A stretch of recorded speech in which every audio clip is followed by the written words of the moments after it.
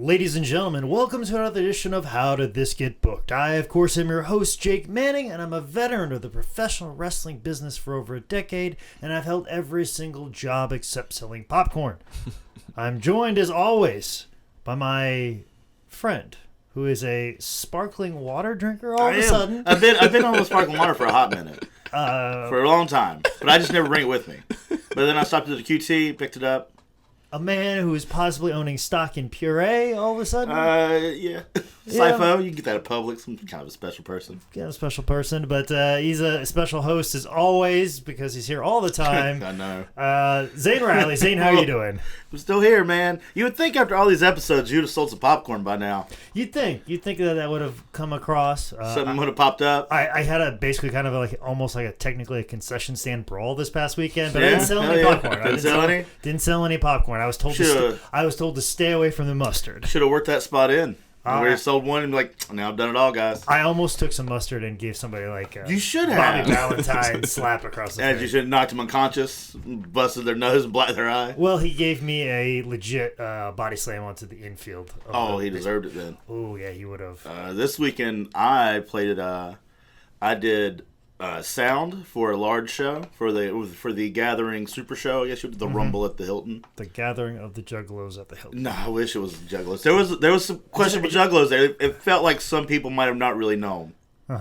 But we did that promo, me and Caleb, about how I thought I was going to wrestle, but I wasn't. I thought it was a Gathering, but it wasn't. So I was doing sound.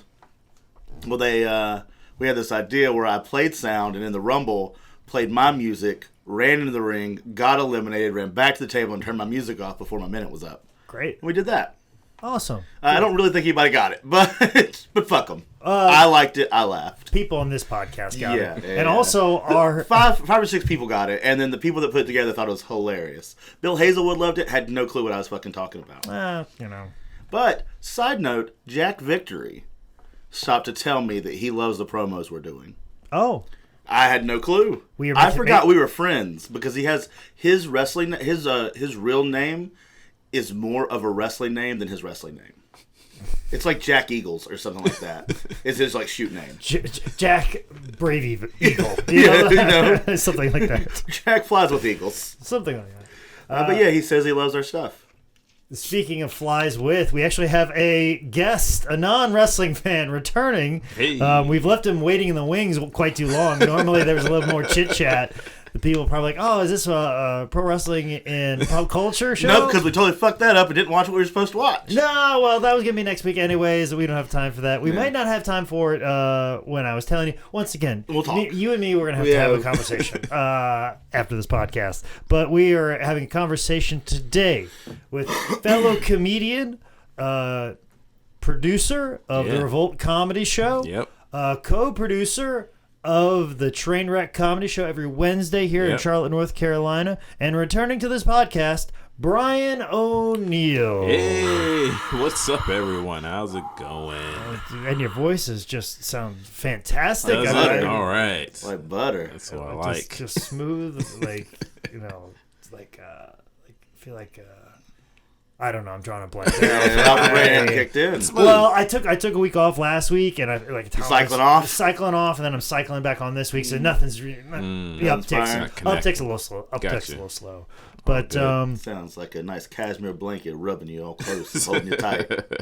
I'm trying to remember, Brian. What did we make you watch last time you were on the program? Well, it was my first. Yeah, it was like my first time watching some stuff, and it was like the building was defunct.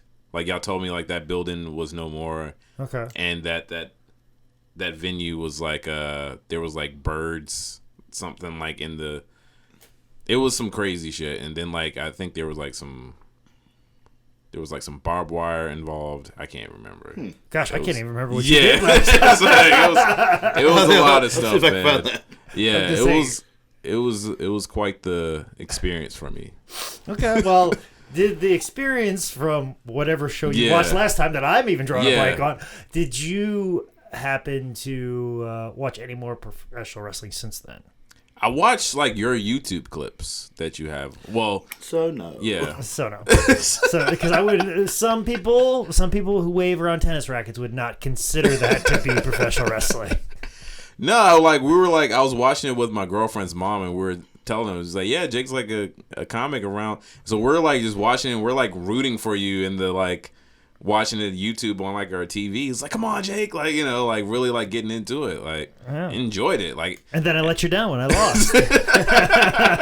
Just be how I know it goes. it's all like I don't know, it's part of the show, and I got really into it, and I was like, I see how people can get into this, because once it's almost like I don't want to compare you to soap operas or anything like that, but it was kind of like I need to know what happens next, and I need to like, you know, I got really into the story, so now I'm hooked, you know, and like I wanted to know how does this finish, like, and I, you know, like I'll see something happen, I'm like, like, well, was that like drawn up or was that improv, like, you know, like I was just really fascinated by it all, so I definitely have a lot more respect for it than I did beforehand. Okay. Because I'm like, wow, these are grown ass people doing this stuff, you know what I mean? Like, yeah, grown ass men, like doing these things, and I was just like, man, like, you got a special crowd here, and I enjoyed watching this, the one that we did check out.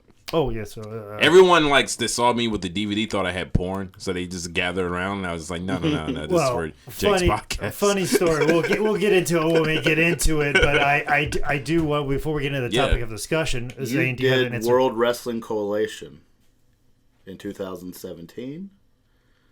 It was just called World Wrestling Coalition from 2000. No, I think you're confusing him with Brian Penn. What did I? No, Emma. Yeah, Brian this Penn was 2018. Had to be. Yeah. I don't know what the fuck I'm doing. Okay, well, I'm gonna let him figure it out. Yeah. But before we get into the topic of discussion, I always put this at the top, and you know how it is when you run a business, and your patrons are the most important people to you, much like, you know, the patrons and the listeners and the subscribers of this podcast. But at the top of the list of those people that are very special to us are those who leave reviews on Apple Podcasts. No longer iTunes now, apparently. It's Apple Podcasts. Okay. Yeah. Suck it, iTunes. You're done. You're done. You're done. It's all Apple Podcasts now, and we put out a call to everybody to not just subscribe, but leave a review on Apple Podcasts or Stitcher. And everybody that leaves a review on, you know, Apple Podcasts, it's gonna be very hard to change up my whole spiel on this one. I don't think enough people listen to give a shit. I think if you go to Apple iTunes, they'll take you to Apple Podcasts. Yeah, I think iTunes still exists for now. Yeah, it's still a thing. It's still a thing right now. But if you leave a review on whatever Apple format you listen to this, or Stitcher, if you leave a review on either of those platforms and DM me your shirt size and your mailing address, I will send you out a free How Did This Get Booked t-shirt. Nice. And then I will say your name on the podcast as long as you are the most current review. We've had some people that I've said their name for weeks upon weeks upon weeks, but we have new champions now. New champions. Light Guy Nate has been kicked off of Apple Podcast, and now sitting at the top of the poll of Apple Podcast is E. Flamberson, I believe is what it is. Definitely right. You know, when you leave reviews, could you write your name out phonetically? Yes. Well, that's what I wrote it down. I wrote down E. It's like E. Flamberson is sitting at the top of Apple Podcast. On Stitcher, Bobby T is no longer at the top. And actually, I just saw Bobby this weekend, and we had a good in-depth talk about Cyclops action figures. Oh, very good. Of course. So Bobby T. Oh, Bobby T. You gotta take him. You need to take him a picture of your wall here so he can. Oh, he's seen. He knows the wall. He knows the wall. Yeah, that's the wall he's for. He's for that wall for sure. I just realized all the Cyclops. Yeah, it's all Cyclops. Oh, it's all Cyclops. That's the theme of this wall behind me. Is it's all Cyclops. I covers. See now. So it's not just X-Men covers. People think it's like X-Men covers, and they'll give me like a cover that has like Banshee on it. I'm like, get that the fuck out of my face. Get the fuck out of my child. What the fuck? I'm a fucking noob. And they're like, well, this is a key episode. It's an episode. I'm like, no, fuck you. If it doesn't have Cyclops on. Like, I have one with Cyclops like shooting his laser beam at a fucking shark.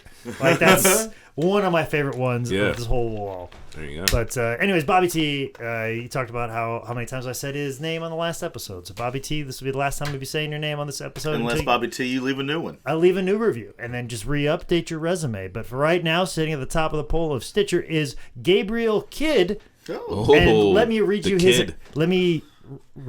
his entire review that he did. Oh, man. Extremely good show. Hey. Always brings a smile to my face. That's it. That's all he wrote. That's That's enough, I was waiting for That's the enough. fat one. Something like that. Like That's nothing. enough, man. No, Gabriel. Where's the swerve? But Gabriel Kidd, you get a free T-shirt just by writing 2 sentences. By being a nice fella. More like 1.5 sentences, but you get a free T-shirt just for that. Prevented one less suicide. That's right. Especially on this show. I mean, we're going to bomb. Kill us all, but...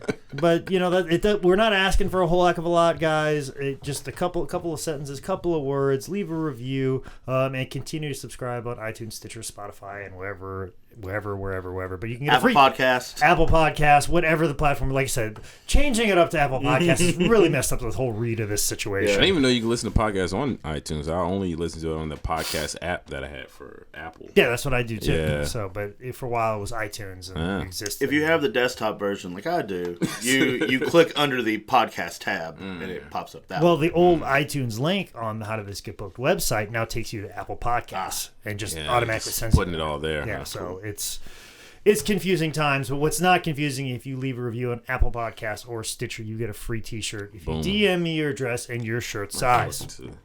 But and you could do it too. You could say I'm thinking about I need to do some shit for my podcast. We're just like putting stuff out and just like we need to get some traction. Or going you here. can leave a review on my podcast. And we'll talk about your podcast. Oh, all right. Revolt Comedy Show. There we go. And I can just say your name over and over and over like again, that. much like Bobby T's was for quite a while. Okay. So some people have done that before.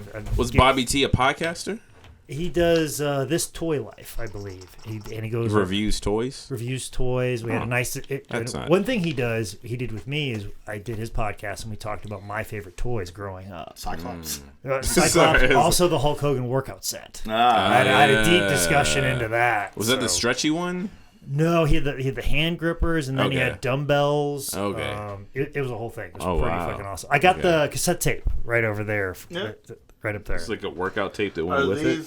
Are these the weights that it came with? These blue hexagonal? They look like fellers? that, but those are not exactly it. The weights had like Hulkamania written on the side of them. They're really fucking sweet. I think they're still at my parents' house. Hell yeah. So I'll have to take a look when I go there in a few days, which I'll explain to you why I'm going there. Oh, Jesus Christ. You got another grandma died? No, almost my mom died. Oh, all right. Well, this is another episode. How'd this get booked? Yeah. It's not. All right. Dead mom episode's not going to be as cool as Dead Grandma's episode. My mom's not dead. At least right now. She had a heart attack. Oh. Which as soon as Dad gave me all the particulars and let me know what was going to happen, what happened and how she's doing, as soon as all settled down, I was like, I finally, because I'm a human being, I asked Dad, like, how are you doing? And he's just like, fuck, I thought it was going to be me to have a heart attack.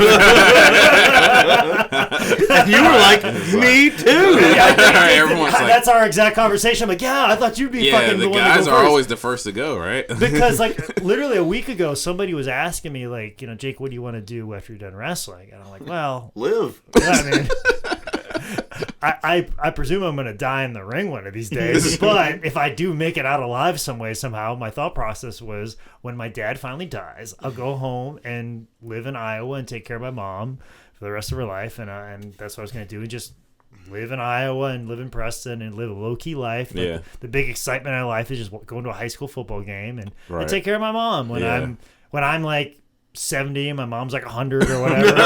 However that works. Right, yeah. Turns out to flip-flop that. Hang on, old man for I gotta take it over my fucking dad. So, that sounds like shit. That sounds like an awful fucking idea. But speaking of awful ideas, here we go. The topic of discussion today, the show we are discussing, that we are reviewing and discussing, is XPW. The DVD release of Exit Sandman. Yeah. Also subtitled Enter Sharkboy. Oh. Like I said, we have the DVD version, so this was released, and this was in a lot of like FYEs and Suncoast videos. And part of the reason why this looks so much like a porn video, Brian, is because it was made and distributed by a porn company. Yes. Okay, that makes a lot of sense. Yeah, Rob Black had connections into porn, and some of the valets on here are actually porn stars. So there was quite the interesting marriage between XPW and pornography. All right. So that's part of the reason for that. But XPW, they tried their fucking damnedest to be ECW. Man, it's so fun to have Joey Styles and half the roster there. They were just like those guys that tried really too fucking hard in high school. Like that's exactly what XPW were. Like, man, we just they went like a really shitty Zeppelin cover band. Yeah. So go ahead. I've watched a little bit pro wrestling back in the day. Are there no rules in XPW? It doesn't seem as such. Because I was like, hey, like that's you should ring the bell because I don't think that person can interfere, or like I don't think this is a match where you can hit them with a thing. Yeah, and the dick so many times. There's so many dick shots in this thing. Yeah, and that was kind of the thing with ECW is like the idea there was no rules, but then XPW's got to take it to that right. Yeah, it's like really no rules. It's like all right. At least in ECW, there was rules when they needed to be some. Yeah, when it was going to help out. But this one is just nah, man, fuck it. Right. Y'all kill each other, man. It's like, yeah, me and like Kay were like watching it, and like a scene happened, and she was like, how do we know if they're okay? But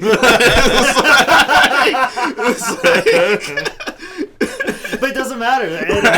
And the crowd's not even going to fucking care, even if they are okay. Like this crowd is fucking ruthless. Yeah, that crowd was something else, man. And it's a crowd that, because where this took place was at Viking Hall at the time, otherwise known as the ECW Arena, which XPW refers to as the new XPW Arena, because like I said, trying real fucking hard, and it took place in Philadelphia, Pennsylvania, November 16th, year 2002. Right around the corner from Tony Luke's. Yes, right around the corner from Tony Luke's. Probably the second or first best cheesesteak, depending on where you lie. No, I'm not going to argue because I'm not that violently into it, but I go first best cheesesteak. You go where? I go first best. I think Tony Luke's is the best. You think Tony? I'm not gonna pick up some man like you're a dumb fuck for not thinking it's number one.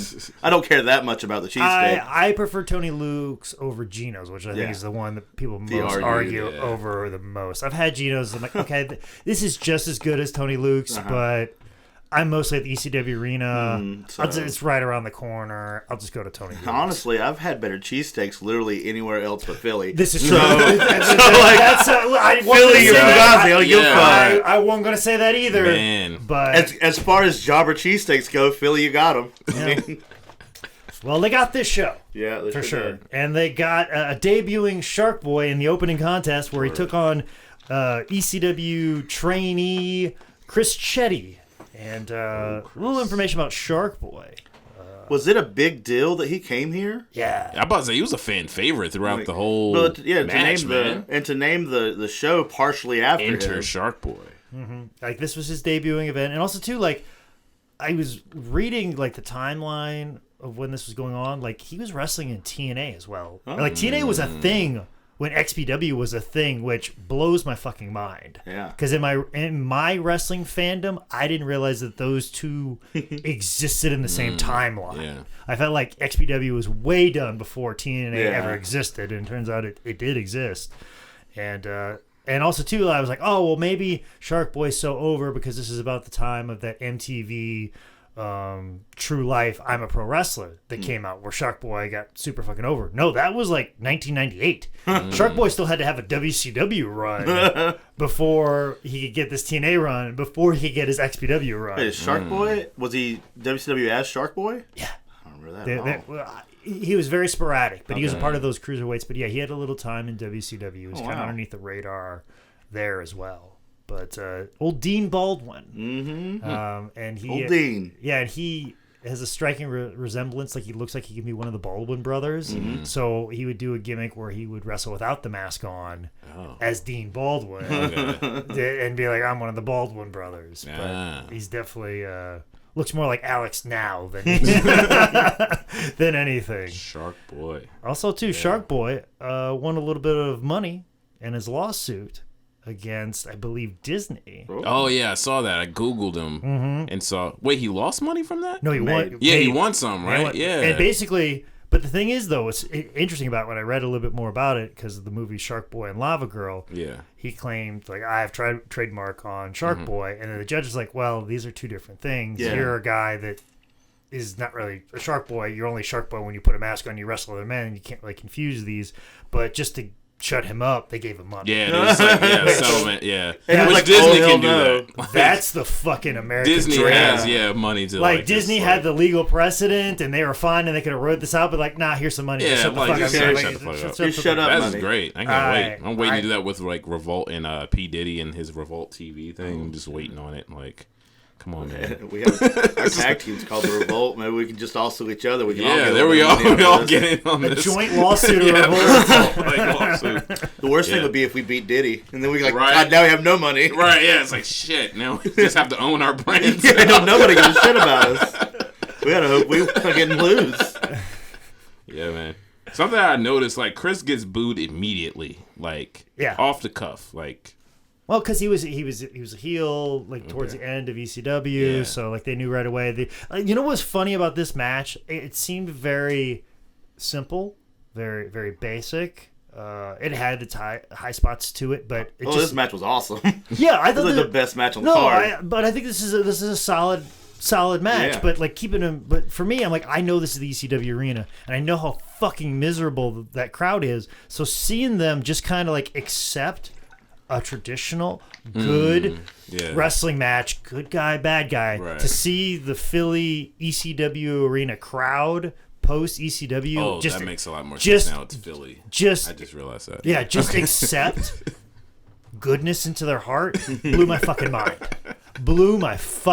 I was like, how are you guys not shitting on this relentlessly because you're Philadelphia? But somehow they did. They liked it, and I agree, and they should. Yeah, and it's great. Yeah, and is it commonplace for them to chant "You suck dick"?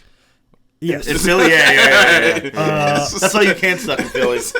Although the chant "You fuck men" doesn't really hold up quite as well. I mean, they don't say it like in a derogatory way. Do they? I mean, they could have been a lot worse. Yeah, they could have used other words. They could have been dropping F-bombs left and right. Yeah. Which, in 2002, 2003, that shit would have been on TV. Okay. Yeah, shit would have been WWE. Like, John Cena would have rapped about it. Oh, yeah. Oh, I mean, Jerry Lawler said it straight up. Yeah. I mean... Oh, how the times change, Yeah. But also got a AC Slater chant for Chris Chetty. The chant, they were very into every bit of this. Also, too, I didn't realize Sharkboy takes one heck of a good clothesline in the corner. Did you see that? Where he takes that huge bump up. That's how I'm gonna start taking all my clotheslines. Yeah, I learned a little bit from this, man. Yeah. I kind of dug every bit of this. Like, I didn't know you could take one like that. That's fantastic. I've wrestled Sharkboy a couple of times before. He never did that bump for me. Well, I mean, you're not Chris Chetty in 2002. And he ain't Sharkboy in 2002. He's more like Alec Baldwin, 2019. Pretty much. But yeah, I enjoyed this match. Do you know who the commentators are? Joey Styles. Okay, because the commentator, I got the quote there. He's kind of like, Chris, what's the guy's name? Chris Chetty. Launches himself at Sharkboy, but no water in the pool. Yeah, it's like, doing really like classic like lines. I was like, he hit one pun. I don't remember what it was, but like he said it and he got halfway through it and he was like, "Nah, never mind." Well, and I like shoot up, just like getting ready to hit another one. Never mind. And it clearly feels like Joey Styles was doing commentary in post. Yeah. And also, too, there's even one moment in time where it gets out of sync. Oh, yeah. Like it happens real hard. Like, I noticed it right away because that's kind of what I'm doing right now at work right now is syncing up commentary to the action. So, because we did it in post sometimes. So, I noticed that pretty quickly. So, it just kind of had that feel to it. Yeah. I love Joey Styles, but when I heard him talking, I think my first reaction was just, not Joey Styles. Yeah. Because they got everybody. But, like, what's Joey going to do? He needs that paycheck. I get it. No, right on for him. So. And this isn't about my experience. They don't give a fuck about my experience. And 16 years later. Well, speaking of not giving a fuck about the experience, match number 2 on the DVD. Now, there's 3 matches that don't end up on the DVD. One of those matches I think would have been the fucking best match. Yeah, Psychosis versus Super Crazy. That one, and I think that tag team with Bestias Seis. Yes. Would have been fucking awesome. And Halloween, Mexico's Most Wanted taking on the Dead Presidents. Also, to Malice, Jerry Tootie taking on Chris Hamrick. Yeah. But those 3 matches happened between this opening contest that we just saw and this next match, which is match number 2 on the DVD that we saw. That's why I messaged you and was like, am I missing something? Because I looked online and saw that there were these matches that weren't there. There are only supposed to be 6 matches? No, see, because since it's a DVD release, you have to mass produce it. You can't have copyright music in it, too. Also, too, like, there are certain specifications upon quality, so they're just trying to... This is very similar to when ECW would release a commercial tape on VHS, so they're trying to make it as short as possible so they can have a higher quality. So, like, oh, this is them putting their best foot forward. Gotcha. But match number 2... Unfortunately, it's this match. Yeah. Like, when we come back, like, keep in mind, we just saw this really nice wrestling contest that people liked and enjoyed, and then we come back match number 2, and it's like the crowd has been fucking abused, tortured, and they are fucking angry about it, and they're coming back for fucking revenge. But these guys are going to try to make up for it. And those guys, in fact, are Supreme... who's taking on Altar Boy Luke, who's taking on Angel, who in the name graphic is just labeled as the hardcore homo. Yeah. So, all right. Yeah, because I was wondering this about the wrestler. Like, I was like, his mannerisms are a little gay. Yep. Hardcore so much so. He was going for that F word chant. He was looking for the point. And then when I saw that, I'm like, oh, they didn't even name him Angel. They just said hardcore homo. And then I'm like, ooh, the commentary on this is not going to hold up. Yeah. But apparently Joey did okay. Yeah, he kept it pretty clean. He had to make up for the crowd that was going to chant. Right. Also, too, I like that Luke Hawx, who is seeing him there. Luke Hawx is the most shredded, jacked motherfucker. We probably a good size and a half better than Jake. Just swollen muscle. Inject me with steroids. Yeah. Okay. Add about 100 pounds of just pure muscle. Mm-hmm. Wow. To see him like the small, prepubescent child of a man, still having the same preference in women, and then take off the mustache, and that's Luke Hawx. That's what he looks like now, covered in tattoos. Yeah, and this is a younger version of him, where he's just basically wearing black tearaway pants and an altar boy shirt, and a Marilyn Manson shirt, or a Jesus Christ shirt that looks like a Marilyn Manson shirt.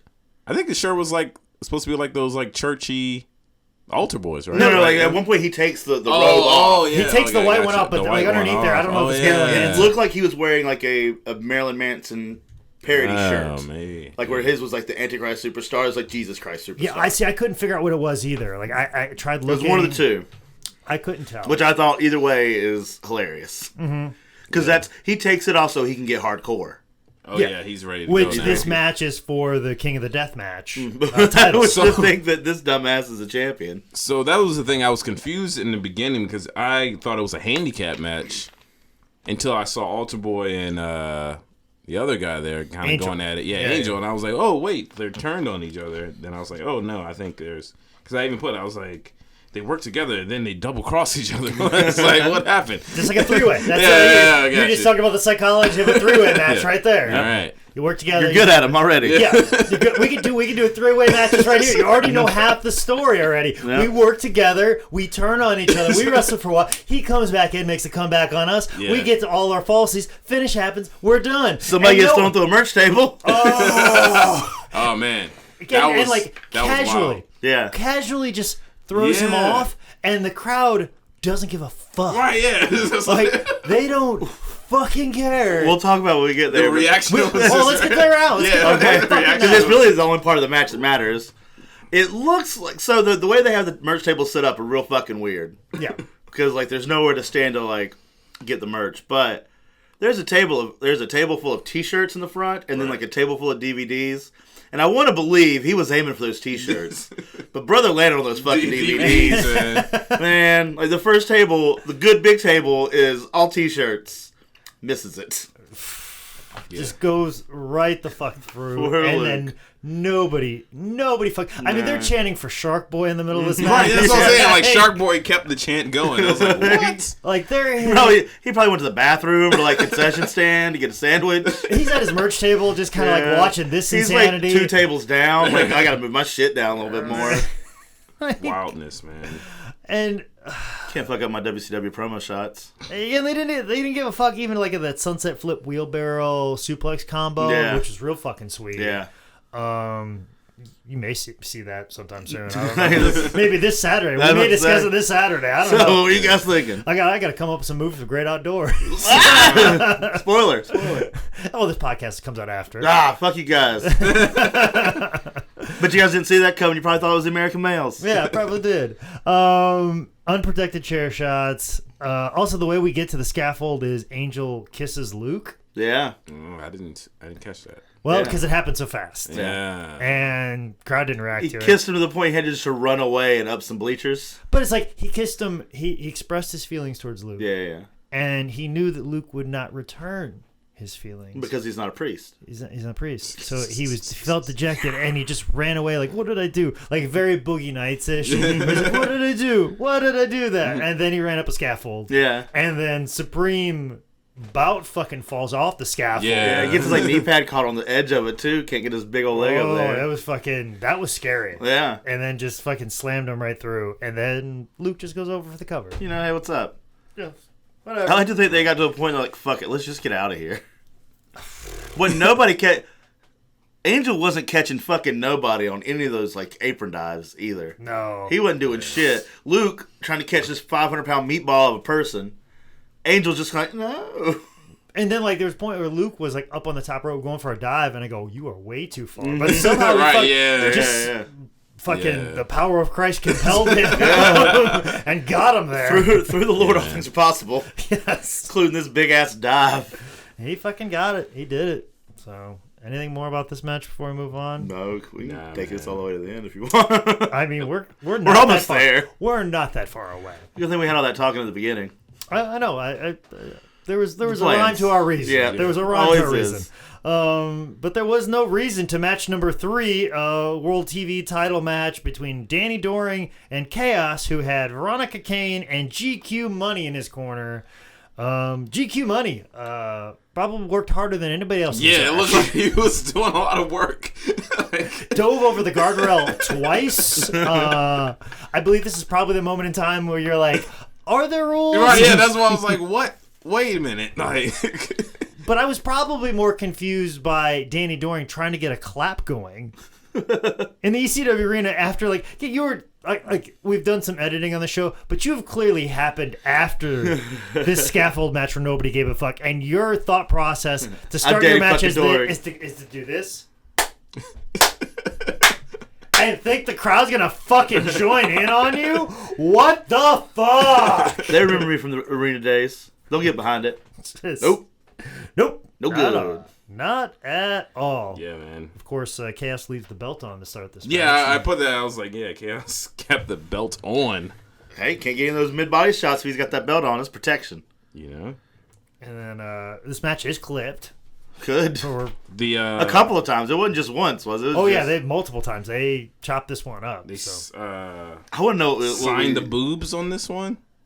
This is where they signed the boobs. Oh, yes. This is where Chaos hit a move, and then he goes outside. He pulls a Sharpie out of his boob. Because he signed some titties. You might be too young to remember this. Okay. Brian. This was during my era of Monday Night Football, where T.O. scored a touchdown and pulled the Sharpie out. Yeah, you've seen the highlights before. I was watching it live because I was that old. Yeah, no. Yeah, but that's not that young. Chaos is a T.O. of XPW. Which, by the way, didn't realize XPW existed at the same time that T.O. signing with the Sharpie thing happened. Didn't realize those things happened on that similar timeline. So basically, like, XPW is like the Peachtree Street of fucking like timelines. It just goes around forever, and it's this wonderful matrix that has intersected all points in life. Yeah, for whatever reason. I also love the commentary where he says you could sign the Gettysburg Address on those things. I was like, thank you, Joey Styles here, buddy. I got that note too. I was quite impressed by that as well. Crowd still fucking chanting for Sharkboy. Yeah, right. I mean. Also, GQ Money also blinds the ref with powder. He also hits a fireball in his face. Yeah, it's like kill this referee. And he was blinded for the rest of he didn't come back. It was a guest ref came Southern Currency GQ money. Is that what he? No. Is that a different guy? Different guy. Different money. Yeah, different. Easy money. Easy money. Okay. Easy money. You think of that. Easy money. Kid Cash and Chris Hammer. Yes, that was Southern Currency. So, but yeah, so this match is clipped up. There's even more GQ money is making for pinfalls because the ref is blind. So the ref is just counting. He can see enough that people's shoulders are down, right. But he can't tell who it is. Yeah, well, it's retinas. Yeah. So there's that story to it. Is there anything else that you guys could surmise from this one? They should have cut a lot more. Well, we could have got one of those matches. We could have got Hoovy we could have got Psychosis' match on here. Yeah, I mean Psychosis and instead of this match, super crazy. Even chubbier, super crazy, and drugged up Psychosis. It's got to be better than Psychosis in a mask for a minute. Psychosis. Yeah. Nicho, Nicho and fucking chubby super crazy's got to be better than fucking clipped up Chaos versus Danny Doring. It has to be. I don't give a fuck if it is for the TV time. Heck, even the Wall versus Chris Hammer has to be more entertaining. Has to be. But speaking of entertainment, segment 4, Sandman announces time. Sandman Pogo the Clown. Sandman announces his retirement with his family. Yeah. But Pogo the Clown is having none of it. None of it, and cursing, and they are bleeping out all the curse words. Yeah. But apparently you can chant "you fat fuck," and that's fine. We can leave that in. We can leave that in. I couldn't make it out. I put "you fucking bitch." I couldn't tell. I'm sure there was some stuff. There were a few of those. And they said that to his daughter. Yeah, probably. I think that's what happened. Yeah, there's a couple more, but I find it funny that Sandman is announcing his retirement in 2002, and I looked it up, and Sandman, from he's probably wrestled within this year for sure. This past Saturday, but he's for sure wrestled as far back as 2017. So get another 15 years. He was in the WrestleCade Battle Royal last year.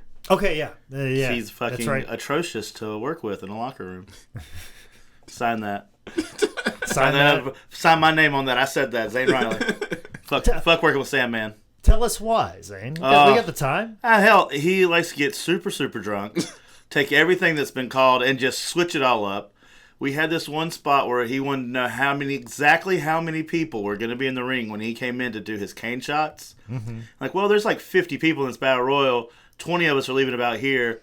He was like, you'll have about 15 or 16. No, I know how many fucking people are going to be there. Who are you? Who's in fucking charge? Me, man. I'm putting this match together. I don't know who the fuck you are. Get me somebody that's in charge. All right, cool. So I got somebody that was in charge. He came and talked to him. Who the fuck are you? I'm the guy paying you. Oh, how many people are going to be in this thing? Oh, talk to Zane. Who the fuck is that? To the point that CW Anderson comes up to me and goes, hey, man, I'm real sorry. Thank you for trying to get this together. Oh, CW didn't help you. He just apologized. CW tried his best to smooth it over, but every single time I would come back, who the fuck are you? Just between him going to the guy who's paying him, then back to you, then back to the guy paying him. And Shane Douglas was also very apologetic. Oh, I love Shane. He's so nice. He's so nice. It gets a bad rap. If de facto fuck Sandman. Okay. That's But I love this fucking segment. It was cool. Because I love that somehow he always gets his family involved and they always get fucked up. Yep. I love how there was a FUBU jersey. Hell yeah, there was. I was like, all right, cool. It's still for us, by us.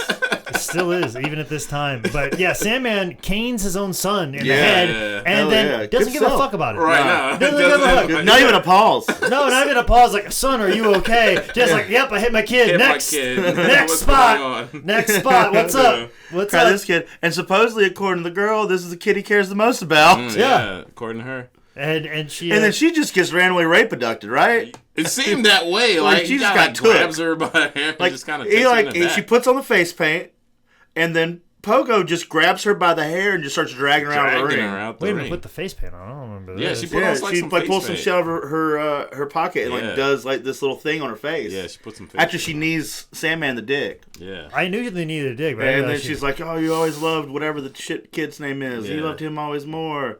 And then she put this face paint, like just did a smear thing. Yeah, and then Pogo just grabs her by the hair and the arm and just like abducts her almost. She seems to be okay with hitting her father, but not leaving with that clown. Yeah. She's in this weird medium of where am I going? Maybe it's far more consensual than what you think. Yeah. Let's not. I mean, maybe obviously has daddy issues here. Clearly.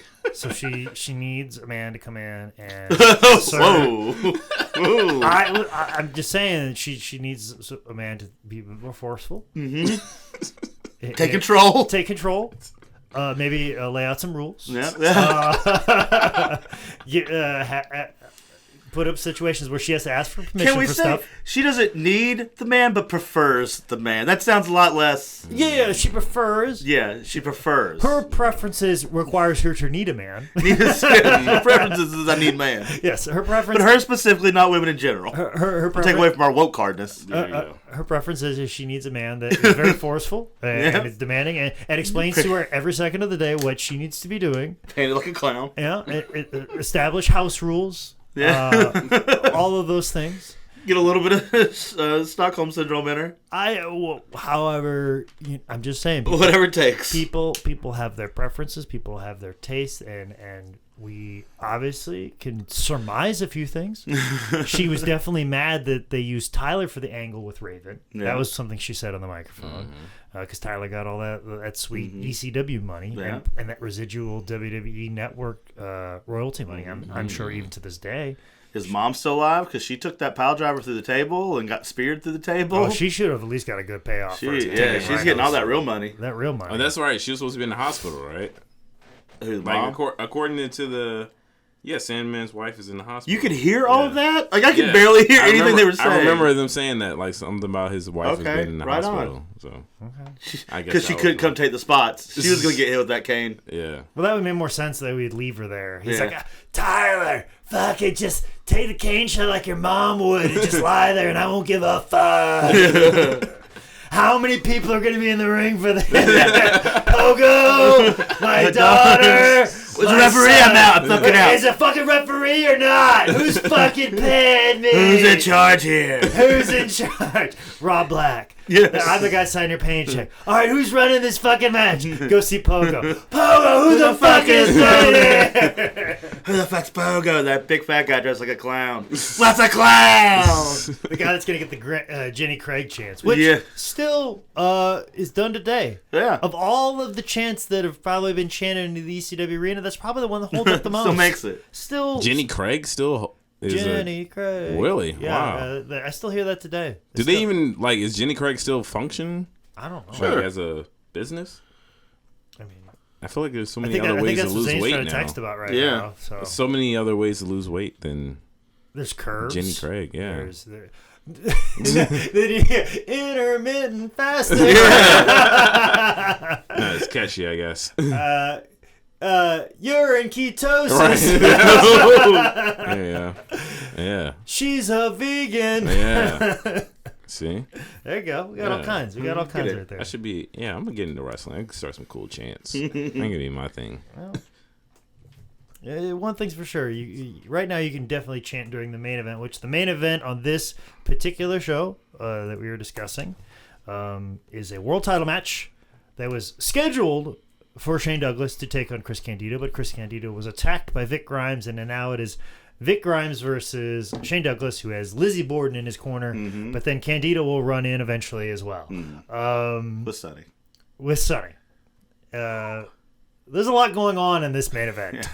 And keep in mind, the crowd, they didn't give a fuck 4 matches crazy earlier. Me either. And this was going on. I was like, I don't care. there were things going on in this, and I'm just like, oh, this is still a thing. Yeah. Like this right here is a thing that's happening, and it is all over the fucking place. Yeah. All over the place. Like Vic Grimes kind of moons. Fucking hate Vic Grimes. What's your beef with Vic Grimes? I just never liked any of his work, and he tried to kill New Jack that time, and the New Jack tried to kill him that time. I think, from what I've heard, Vic Grimes is actually a nice man. Really? I think he's a nice man. Was he? Does he listen to the podcast? You trying to baby up Vic Grimes? I don't know. Or maybe we're gonna have like a Vic Grimes dilemma, like we have with the Goldberg dilemma. We can't really decide. No, you're right. Nah, if Goldberg is a nice person or not. Maybe you're right. Is that like an underground thing that I don't know about? No, it's just me and Jake. It's me and Zane. Gotcha. Okay. It's very complex. Like we picked up Goldberg from the airport, and there were like times he would say something like, "Man, Goldberg is cool as shit," and then there were times then like 5 minutes later you'd say something else and like, "Man, Goldberg is a fucking asshole." What a douchebag. And see, he's already coming in with a lot of baggage. Yeah, because Goldberg ruined Bret Hart's career and ended it, and Bret Hart's my favorite wrestler of all time. Yeah. So we were going to go pick him up, and I was like, Jake, if anything goes south, I'm going to stop this car in the middle of the interstate and just go, you ruined Bret Hart's career, and make him get out. Yeah. Or I get out. All right. But he was right. Like, it would happen. He tells really cool stories about Japan.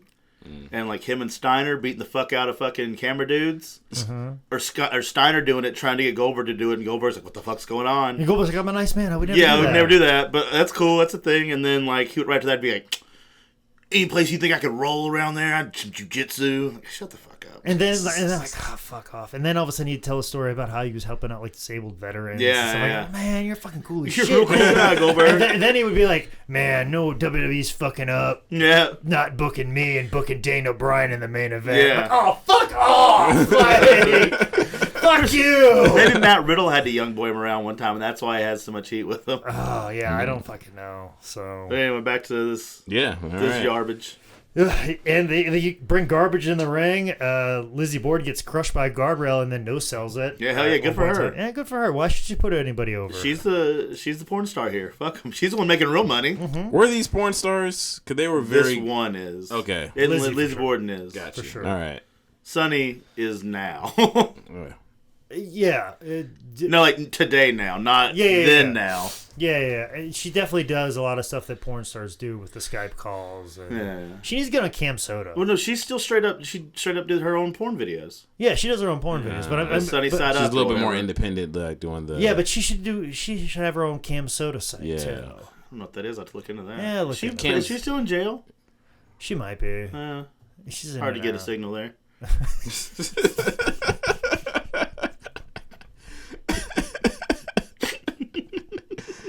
Sorry. That pause you heard is me trying to keep my composure there. Trying to bring this back on track. I don't know why. Where's the segue to get back from there? I don't know why of all the jokes that you've said in almost 90 episodes, that one hit me the hardest. That one got you? The signal. That one got me. That one got me the hardest. There you go. But yeah. Speaking of hard to get a signal. Yeah, hard to get a signal. And it's hard to get a read on this whole fucking match. Yeah. Like, people, like, no-selling the violence and this happening. I have in my notes, I was like, man, if XPW didn't kill the business, nothing will. Yeah. Because, like... our dumb shit's not going to. Yeah, if you're going to fucking argue, like, oh, some guy wrestling with his hands in his pockets, or this woman body slamming kids onto people, and this person this, or this guy flipping people with his dick, that's going to kill the business. They didn't watch XPW. Yeah. Like, everything that happened in XPW should have fucking murdered the business. Should have pulled the veil back and exposed everything and just... left it for a fucking wasteland in Philly and have it just spread throughout the fucking country in its distribution of this DVD they watch and other DVDs that were available everywhere in the Midwest, West Coast, and wherever. But fucking if XPW didn't kill professional wrestling, fucking nothing will. So, like I said, Chris Candido runs out in this match and it becomes a 2-on-1 and Vic Grimes all becomes the babyface in that situation. I thought he was the babyface from the beginning. I don't know. I don't think I don't know if they knew. I think they might have known, and then they like halfway through like no, we're gonna change. They changed the answers. Change the answers. Just when we thought what the questions were, you change the answers. Tammy tries to cat fight with Lizzie at one point in time. Ain't having it. She had no idea what that was, and then like Tammy just like, all right, I'll just throw you and try and roll you around, let me grab a hold of you. So then Vic Grimes had an idea. Yeah. Oh, real fucking good idea. Holy shit. And we'll put this bitch on a table. I'm gonna powerbomb this other bitch to that bitch. Which somebody should have thought about the physics. Yeah. That like, okay, Tammy, you're you're smaller than the size of a typical man. So like, and this is a strong ass table. Yeah. It looks like a strong table, but at the same time too, it's like a situation of like, you need a lot of force, you need a lot of weight, and you, with your weight falling through, is not going to create enough force. Also, too, we're going to put a person, which is basically like it'll dampen, like a cushion, like a meat cushion on top. Meat cushion, that's real good. Meat cushion that's going to prevent ever called that the force. The force to break this fucking table. And I just like how fucking Vic knows he has to swing Tammy as hard as possible and to just get enough force, and he does that, and that force pushes Lizzie just right off the table. And I like to think she called "Do it again, Vicky." Oh, I guarantee she said "Do it again, do it again," and it done did. And Chris Tandito comes up, and then there's a roll up for the finish. Which that whole finish seemed like real weird. Like, it didn't even look like he counted to 3. He's like, you're like, 1, 2, fuck it, just ring that bell. Just let's go home. Let's go home. Let's fucking go home. And that's what they did. And that was basically the end of the main show. Fantastic. That's all she wrote, except for the bonus content. Did you watch the bonus? I didn't catch a bonus, no. I didn't know about the bonus until I asked this morning about it. Did you catch the bonus? I watched the bonus. Okay. Wow. Did you go through the entire photo gallery of all the matches that were... I did not go through the photo gallery. I just watched the matches. I didn't, because we probably own these photos because they look like George Tahina's photos. Okay. And I was like, oh, we own the rights to all these photos to this fucking show. Great. Yeah. That's fantastic to know. But... one of the matches on there in the bonus content is Juventud Guerrero taking on Jerry Lynn in a building that appears to be falling apart. The ceiling is just peeling. Yeah, just peeling for whatever, like paint or something, asbestos just falling down. Great match. The match was good, but it's exactly what I thought it would be. Yeah. So it didn't really, nothing, like that whole finishing sequence was real rad. The reverse, fucking fish. Everybody hit a finisher, everybody kick out of a finisher, and then the bridge up pile driver and all that shit was real cool. Because fucking Jerry Lynn's it's amazing. It's fantastic. It's great. So in that, like, I know this is going to be good, and it was good. Nothing stands out except for that finish sequence. Yeah. The tag match, though, fuck. Well, there was one thing that did stick out to me in that Jerry Lynn Juventud Guerrero match was a line in commentary where he said, the commentator, which was not Joey Styles, if he wasn't Chicano, his chest would be red. Holy shit! After a chop from Jerry Lynn. Yeah. So Jesus. Oh boy. But yes, the tag match, which was the bonus section. Let's talk about this. Oh man! Just go take that back with you and watch just the match. Oh, it's great. It's great. Yeah, if you want to get into professional wrestling, this may sway you. This may sway you, especially one of these tag teams. One way or the other. One way or the other. Euthanasia, which consists of Mad Dog 20, M Dog 20. Really? Yeah, that's Matt Cross. Wow. And Josh Prohibition. Oh God, damn. Yes, taking on Danny Doring, Christian York, and Southern Comfort, Chris Hamrick, and Tracy Smothers. Yeah. This obviously took place at the Golden Dome in the Pittsburgh area for an XPW show. Southern Comfort, I like how they kind of tone down the Confederate flag stuff on their gear. Yeah, like there's not a complete flag made. Yeah, there's not a complete like stars and bars, but there's some bars and there's some stars, but it's not really Confederate. Like it's just enough to like if you know the deal, but it looks more like you're more patriotic than anything. But and then like Doring and York grabbed the mask that Euthanasia came out and said they look like Demolition. This match is going really well. We get to see a Chris Hamrick bump. But then we get to see a double Arabian moonsault, and the top rope snaps. Oh, shit. You can see 1/4 of an Arabian moonsault.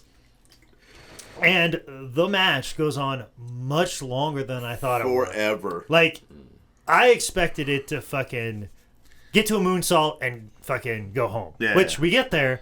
But then there's like 20 minutes later. There's like fucking 15 minutes of fucking wrestling that I'm like, I don't know why we're doing this. Yeah. I don't know why we're fucking wrestling right now and taking the fucking chance of doing this. I just kept watching this and I'm like, man, I cannot wait to see Chris Hamrick and ask him about this fucking match. Yeah. And just everything fucking about it. Like, what were you thinking? Why did you guys wrestle this long? Yeah. What was your thing? But then... Man, Christian York wouldn't go the fuck home. Like... Because if I know, like Chris Hamrick, he wants to take it home in a perfectly good ring. Right after that promo, he wanted to go home. Oh yeah, like he would have been fine with taking it home way the fuck early. But then they also too they had to do some angle at the end, and fucking Chris Hamrick had to pile drive Josh Prohibition, give him a pile driver from the apron to a table, and Tracy Smothers just casually walks by as like Josh is up for the pile driver. Tracy walks by and just knocks over the table like 2 seconds before Chris Hamrick is hopping on the apron and could have potentially jumped off the apron with the fucking feet of the table pointing up and could have gone straight up his fucking asshole. And Chris Hamrick's like, Tracy, the table! And then Tracy just going, oh fuck, sorry man. And he has the hardest time in the world fixing this table. To one point, I don't know if you saw it, he can't get it, and then he stops for a second and does a little dance. Yeah, he does. Like, oh, I fucked up. I'm having a problem. And then sets it up right. Finally, it took a good 7-8 seconds to get this table set up right. Yeah. And then he gets to fucking do it. My favorite part is in the match, everyone, like, nobody hits the ropes, except Tracy does hit the ropes one time. Oh, yeah. And does the Rey Mysterio middle rope and, like, basically takes a knee and takes it back up. And Tracy is the largest man in the world. Like, of all the guys to hit that middle fucking rope, he's the last guy you would fucking pick. Oh, man, it was so smooth and beautiful. Oh, wonderful. But Tracy Smothers is a great man. He says stupid shit sometimes, but you know, guys, it's a different time. Different times. I have to say, though, the thing that I love the most about the bonus footage, like the last... Like I can picture the way that they structured this DVD. You get the compressed file for the main show, and you get the compressed file for the bonus, so they're separate. So, like, the very last second of the bonus is, like, the last couple seconds of whatever was put on the DVD. Like, it's the last little piece of information that's going on the disc. And I'm so glad they just let it run for a couple extra seconds, because as they fade to black... After they do the angle with Southern Comfort and they throw the belts on to Euthanasia, you hear a fan yell out as Chris Hamrick is walking away from the ring. You hear a fan yell out, at least you got rid of that red vinyl suit you used to wear. Finn. Bravo, fan in the Pittsburgh area.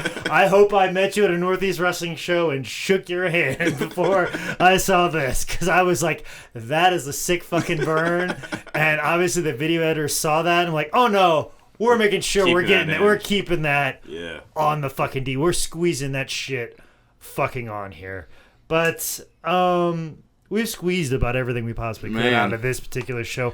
Brian, does this inspire you to watch any more professional wrestling? You say you get into the story. Was there any story that you got into in particular? I think so. I'm just real interested now of just like the, I don't know. It's just like, it's like looking at something that clearly like I'm not like a part of, but it's like, I think it's like interesting that is still going on, you know what I mean? Like, especially after XPW. Yeah. You think it'd be done. Right. You think it would be over with. You think you saw the end I thought of something. it was, and then I thought I outgrew it, but now I find myself getting back into it. Like I watched like a woman's match that was done at like a company store, I think. Not company store, at Crown Station. I think you came out there right before they it was like a wrestling you watch Gorgor Luchadors? Yeah. To say that's professional wrestling, it's a little, but I mean, like, just the theatrics of it all, I was just like, okay, all right, I could see how people can imagine that, things. But with Ric Flair's daughter, like jumping off the top rope to the outside.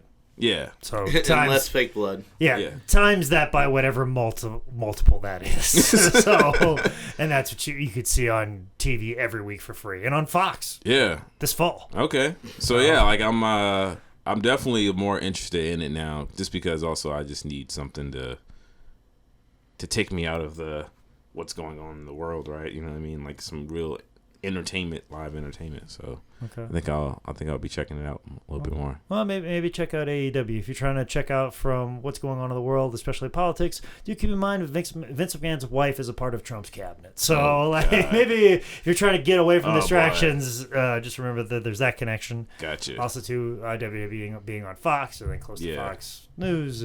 If that's what you're trying to avoid, I see. I see where that goes. Then maybe Cody Rhodes. So who's the I guess federation that y'all wrestle for?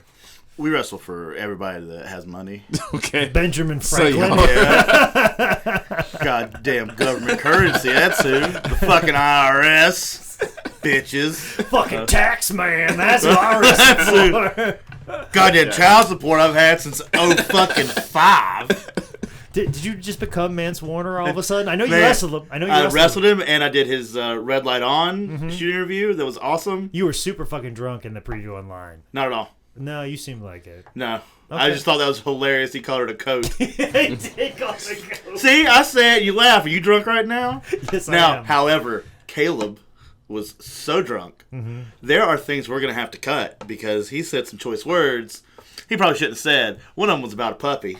So, we'll talk about it. Okay, we should talk about it because I've always wanted to do one of those with Caleb and call it PG-13 All Grown Up Part 2. Where I be Jamie Dundee and he's Wolfie. Yeah. Yeah, Caleb gets real inebriated and starts fucking guns ablaze and just shooting left and right. That's and I'm having to catch up with him oh fuck. That's the Caleb who I thought would come out with Red Lights On. He came. Good. Red Light was on, brother. Check that out. That's probably out by now, probably. Great. By now, yes. Because it's Mance Warner and Seth's going to edit it, and Seth... Immediately. He's got a hard-on for him, so he's going to... You've seen all the shit we've said about Ricardo Rodriguez and X-Pac, so... Oh, good. Before we get out of here, this actually episode will be coming out not this Thursday, Brian, but the next Thursday. Me and Zane will be at StarCast. What do you got in the future? Probably most specifically, anything that's going on in September you want to let people know about, especially your social medias, things you got going on, especially Revolt Comedy, which I probably by the time this podcast comes out, you got another one coming up in just a few days. Yeah, so Revolt Comedy Show, you can follow us on social media at Revolt Comedy Show. You can also find us on Facebook. The next show is September 2nd, which is Labor Day. Definitely come on out if you're in the Charlotte area. Check us out, $3 to get in. It's the cheapest show in town there. I mean, other than the free shows. But, as far as paid shows goes. As far as ones that you could have a financial commitment to, that's the cheapest it's the cheapest one. My personal page is at I am Brian O'Neill. You can find that on Twitter, Instagram. You can also find me on Facebook. Also, I'll accept your friend requests. All that good jazz. And I also run a podcast with it's weird calling her my partner. She's not like a wrestling party girlfriend. Called the Queen City Poly, where we talk about ethical non-monogamy and all that jazz. So check us out, Queen City Poly, at Queen City Poly. Yeah, on all platforms. Zane, what about yourself? What do you got going on? I'm around, man. We'll be at StarCast, and then I think I'll come back in time to go. I'll be at the Chikara Double Shot in Philly, and and is that the first weekend of September? Yeah. Okay, so we were trying to figure out you to do a ring rental that weekend. Yes, I know, but sorry, the quack calls. Well, I will be doing comedy at the Sandbar. Sweet. All right. Irmo. Yes, down in September 6th, and then the 7th I am in Lincoln, North Carolina. The name of that promotion escapes me, but it's a real cool dude. Chad Scott, he's got a promotion out there. Super cool dude. Gonna basically bring me in just to talk to his students, wrestle a little match. It'd be a nice little deal for me. Good. Also, to September the 12th, I don't have the information ready and confirmed to announce anything more about this show, but for sure Jeff Hart will be taking on Joey Janela at Hebron Hall in Charlotte, North Carolina, Thursday, September the 12th. Make sure you check that out. Tickets are only $10. I'll actually be editing a promo video for that as soon as we get off mic here. Also too, I will be wrestling for the rest of September. I don't want to announce anything yet, just not jinx any of it. I'll be doing the Queen City Comedy Festival at the end of the month of September.